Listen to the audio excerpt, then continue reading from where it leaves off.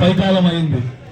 మనకి ఈ ఏడాదిలో ఏం అభివృద్ధి చేశాం, ప్రజలకు మనం ఏం చేశాం, ఈ క్లిష్ట పరిస్థితుల్లో ఇంత ఇబ్బందుల్లో ఉన్న ప్రతి ఒక్కటి చెప్పిన కార్యక్రమం తూచా తప్పకుండా మన ముఖ్యమంత్రి చంద్రబాబు నాయుడు ఎన్ని ఇబ్బందుల్లో ఉన్నా ఈ జగన్మోహన్ రెడ్డి రాష్ట్రాన్ని నాశనం చేసి ఎన్నో లక్షల కోట్లు మన ఆంధ్రప్రదేశ్ లో ఇబ్బందుల్లో ఉన్న ప్రతి ఒక్కరికి చెప్పిన ప్రతి ఒక్కరికి పెన్షన్స్ కానివ్వండి, తల్లికి వందనం కానివ్వండి, ఇంకా రాబోయే రోజుల్లో బస్సు ఫ్రీ ఏది చెప్పినారో లేడీస్ కి అది కానీ ఆగస్ట్ 15 నుండి అది కానీ అమల్లోకి వస్తుంది.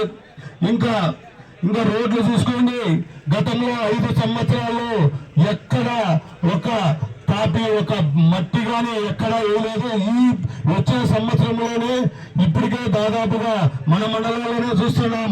గార్లదిన్న కావచ్చు, బుక్రాజం కావచ్చు, సింగళమల కావచ్చు, నార్పల్ కావచ్చు, వెల్లనూరు, పుట్లూరు అన్ని ఇప్పుడిప్పుడే అభివృద్ధి కార్యక్రమాలు స్టార్ట్ అవుతున్నాయి.